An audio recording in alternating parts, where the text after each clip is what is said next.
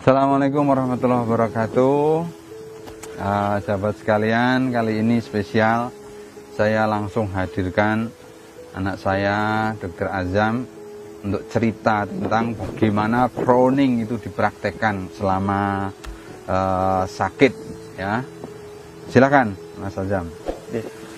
Assalamualaikum warahmatullahi wabarakatuh. Alhamdulillah.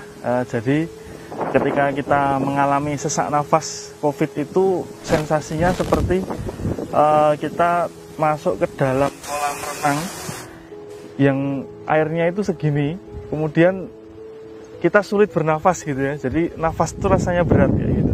Nah ternyata di dalam alveolus kita terdapat banyak lendir yang kita keluarkan lewat proning. Nah ketika saya mengalami rasa sesek itu, alhamdulillah diajarkan cara proning. Ada dua cara. Yang pertama dengan tidur secara tengkurap.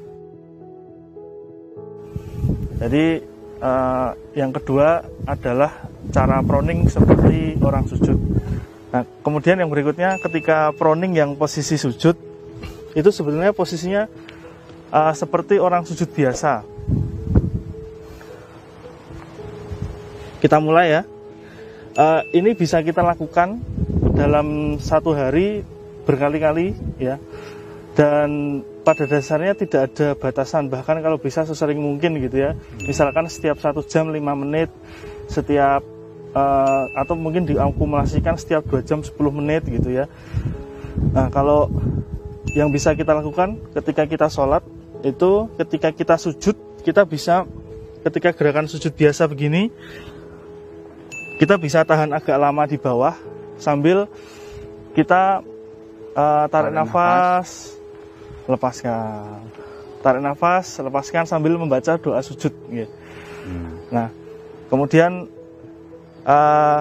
untuk exercise proning itu sendiri, gerakannya mirip seperti sujud. Tangan bisa ditaruh di depan begini, kemudian kepala seperti ini. Kemudian kita tarik nafas. Kemudian kita sengaja batukkan. Nanti kita akan batuk hebat. Batuk hebat sampai keluar dahak. Jadi kita siapkan tempat untuk meludahkan dahaknya di sebelahnya, di sebelah kita ya. Gini.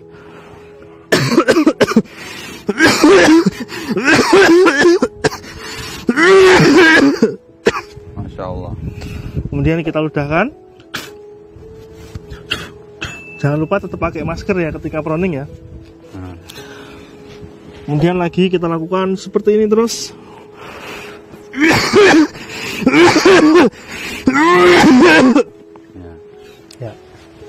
Ya.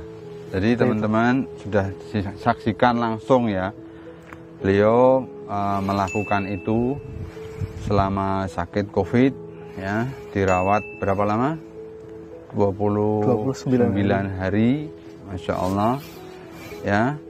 Dan saya mengulas sedikit tentang bagian paru-paru. Jadi kalau paru-paru itu ada salurannya namanya bronkus ya.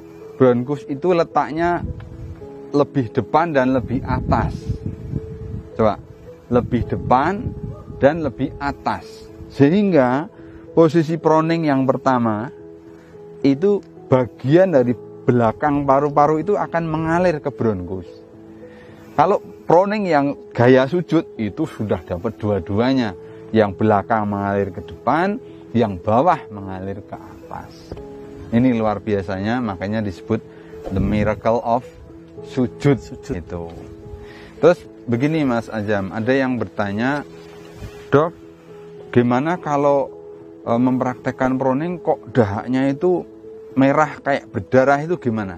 Mungkin pengalaman Mas Azam. Kalau pengalaman saya memang awalnya dahak itu akan warnanya kemerahan, ada bercak darahnya bahkan, karena mungkin di dalam nasofaring atau saluran pernafasan kita memang ada sedikit luka-luka ya. Jadi itu wajar saja, nggak masalah dilanjutkan. Dan dahaknya awal-awalnya warnanya tuh kayak coklat, kayak susu coklat gitu. Kemudian lama-lama dahak akan berkurang, warnanya semakin jernih hingga lama-lama tidak keluar dahak. Tetap batuk tapi tidak keluar dahak.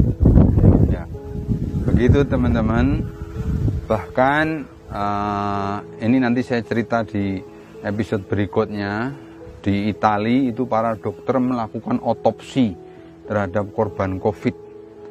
Dan itu memang menemukan fakta bahwa yang terjadi itu bukan gelembung parunya yang kolaps seperti yang diduga sebelumnya.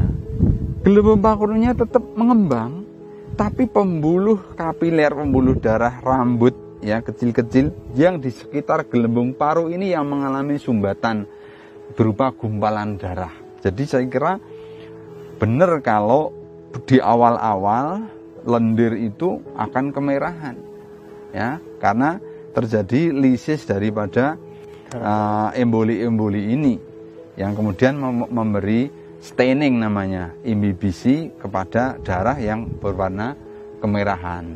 Jadi tetap diteruskan, nanti lama-lama menjadi jernih gitu ya, jernih, yang awalnya pekat, lekat gitu, lama-lama jadi encer gitu ya.